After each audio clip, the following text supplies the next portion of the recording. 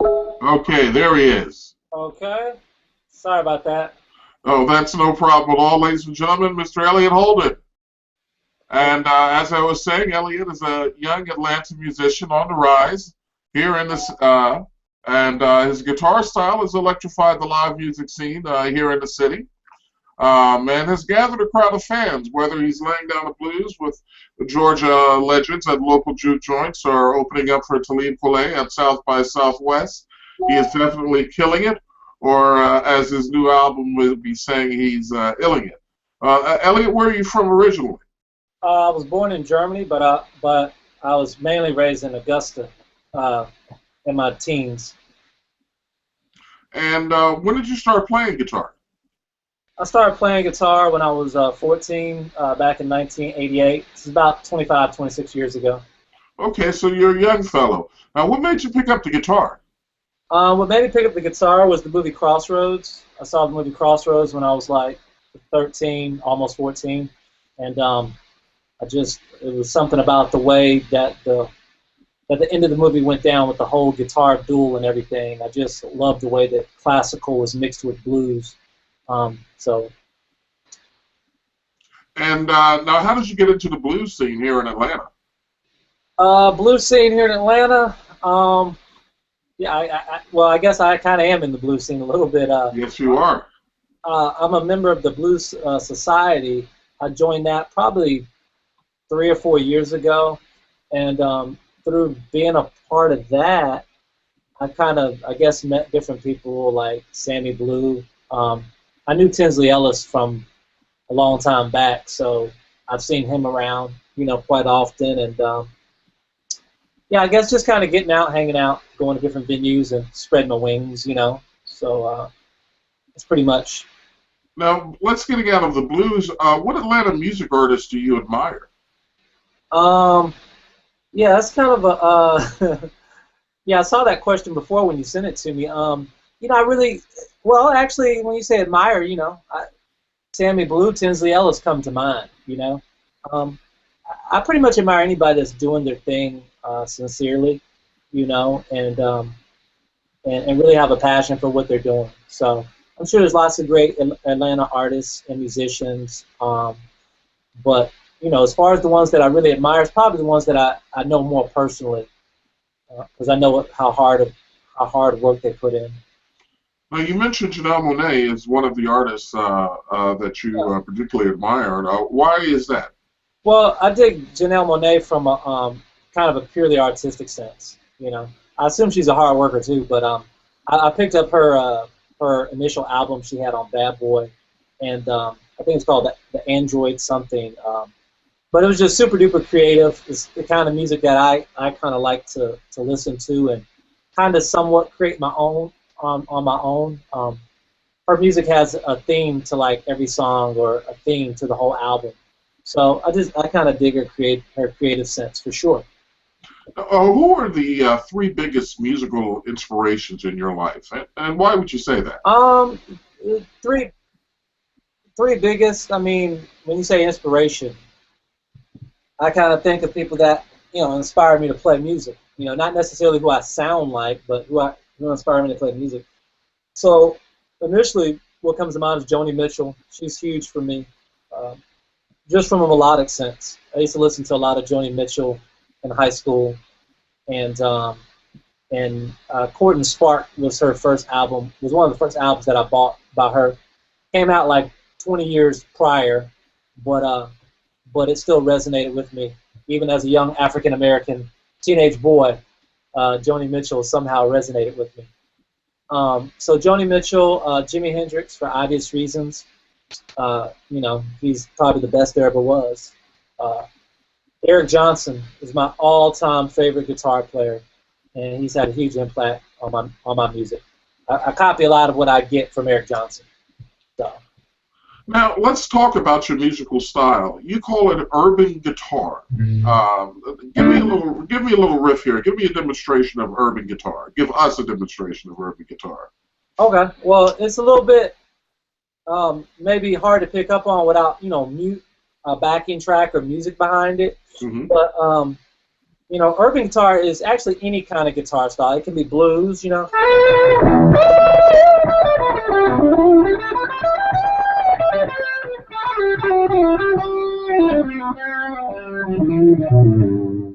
It can be blues, it can be jazz, it can be rock.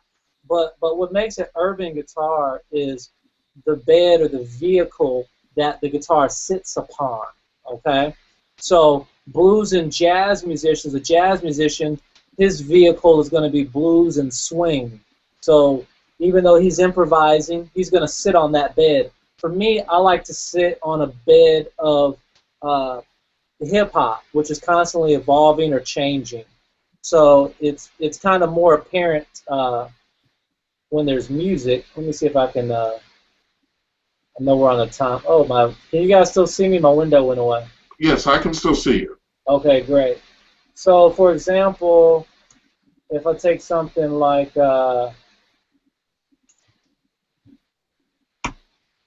oops, sorry. No problem. All right. Here's a tune by Drake and Soulja Boy. Or actually, here's one. It's a good. What generation are you? Nexus 6. That's you. Was that your genetic design? The real corporation. Something like that. Show me something. Like what? Like you have. You're a computer, Sebastian. A physical element.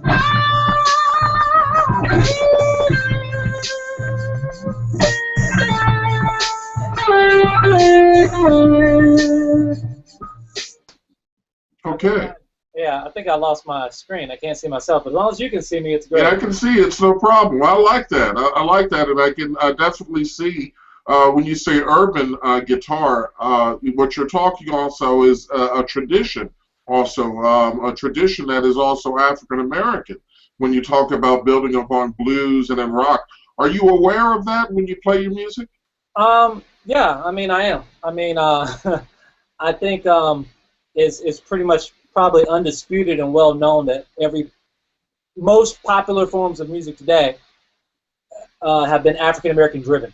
Blues, jazz, country, rock for sure, and now hip hop. Hip hop is the new thing that pretty much started on the streets of Brooklyn or New York, and people didn't need instruments to start it. Actually, when you deprive people of things, it seems to be when they are at their most creative, So people that are just gifted everything is very hard sometimes to originate, something new. I'm not saying that you can't do it. I mean, look at Bill Gates. He had a great upbringing, and look at where Microsoft is. But in general, people that have come from lesser means have always been able to create something very creative. So yeah, the urban or the African American community in general is pretty much responsible for a large part of the creative processes of America today. So yeah, everything I do is technically African American music, really, at its core. Now, you recently played at South by Southwest. Tell me, how you did it. What was your experience like in Austin? My experience in Austin, it was great. No, I think South by Southwest is definitely it's well known for establishing artists somewhat. I think more today, it's probably it's a place where people will go that are already established, and that they go to kind of showcase or market, to new markets or just kind of to hang out. My experience was okay. I played at a place called Crave, and I opened up for Talib Kweli. Technically, it wasn't an official South by Southwest sanctioned event, be it known, but I think a lot of events that are happening in Austin at that time were not officially sanctioned, but it was in the middle of the chaos. So South by Southwest is like Mardi Gras kind of on steroids, sort of. Did you have an opportunity to interact with Talib, or did he hear you at all play? Well, if you really want to hear the story, no, it didn't have a chance to interact with him. He actually had another performance earlier that day, and so this was one of his last performances of the night. And by the time he got to the venue, I mean, he was in the door and straight to the stage. I think the club had they were on the verge of kind of closing for the night as he was coming in. And so it kind of was more of a private kind of feel to it. So, but he's a great artist. I've seen him live quite a few times, and love his lyrical style. Grew up on him.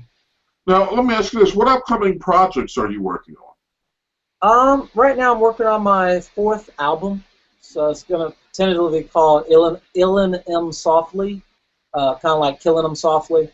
And this project is pretty much going to be a defining moment for guitar music, because I'm pretty much doing something I haven't heard any other guitar player do, not in the sense of what I'm playing scale-wise, but just how I'm mixing genres in an authentic way. So I'm working on my new album. I'm working on a Kickstarter. We got a Kickstarter launching in June, where we're going to be raising funds to help promote the new album. And once we get those funds in place, it's going to be crazy. Now, if people want to get involved in the Kickstarter, how do they do that for you? Okay, right now, they definitely need to go to my website, ElliotHolden.com, sign my mailing list. Because when we launch the Kickstarter, I'll be mailing everybody on the mailing list. You can hit me on Facebook. You can follow me on Twitter, because we're going to be blasting to all the social media that we're starting the Kickstarter.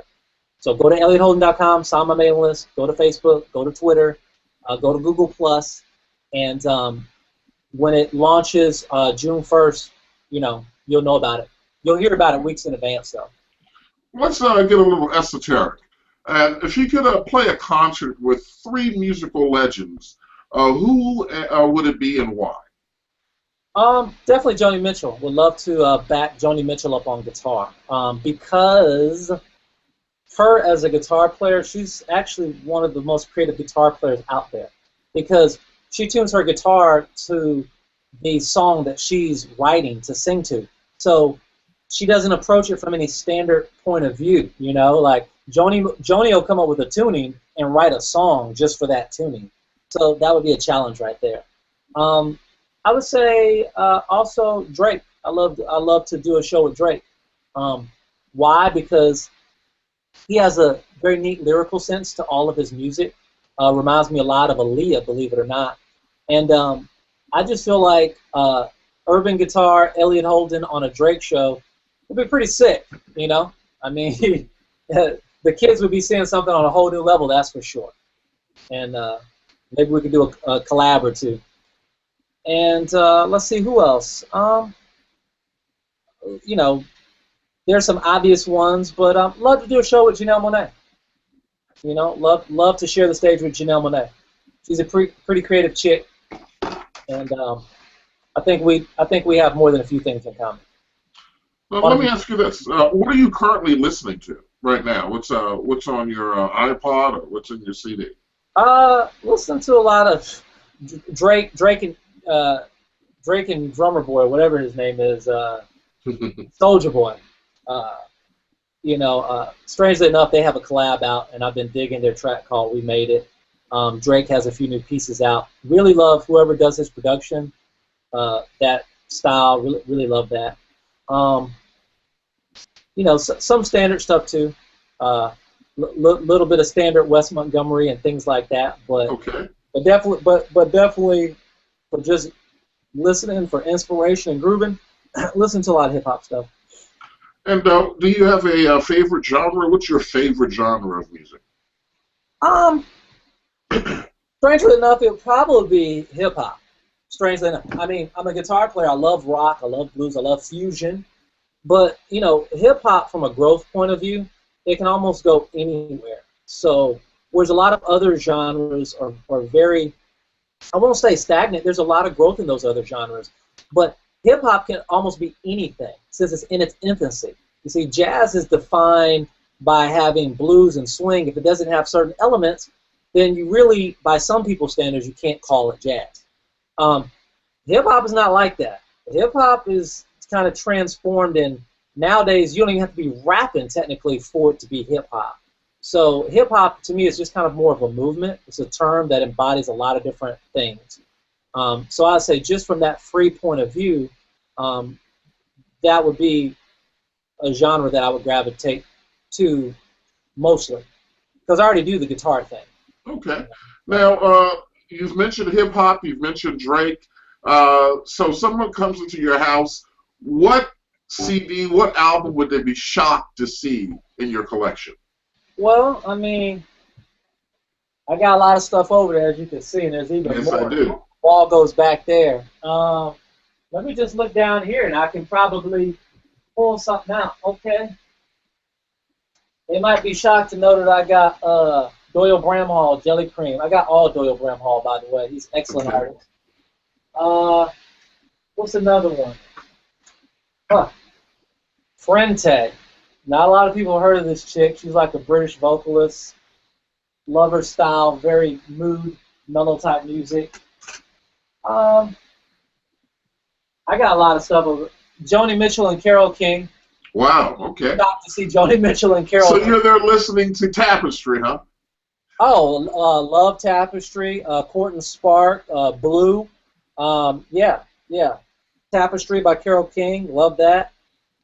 It's Too Late is one of my favorite melodies. You know, it's one of her more popular songs. I see. Now, do you have any upcoming shows? I'm working on a project right now. We're talking about it. Me and another associate of mine named Angela Durden. We're talking about putting on something at the Clay Theater in Duluth. So that's kind of in the works. And for sure, I'll be having a big CD release. Hopefully at some place like Smith's Old Bar, someplace like that. But that'll be in August for sure. And then the Clay Theater thing is kind of in the works. And who knows? Me and Sammy Blue have talked a little bit. We may end up trying to do something together with a few other acts at Terminal West or something like that. Right. So we'll see how that works out. Now, tell us again, for everybody who is listening, how can we follow you? You can follow me on. Well, actually, if you come right over to the CVS in the West End, I'll meet you up there, and you can follow me. Definitely have a bike, a skateboard, or some skates because I'm always on my bicycle, not motorbike. Okay. But seriously, you can go to my website. Definitely want to sign up for my email list. You can follow me on Twitter at ElliotHolden.com. You can Google ElliotHolden.com, or you can Google Elliot Holden or Elliot Guitar, and I should come up a lot. So there's plenty of ways to find me. Facebook, Urban Guitar Legend, Facebook.com/Urban Guitar Legend, Twitter at Elliot Holden.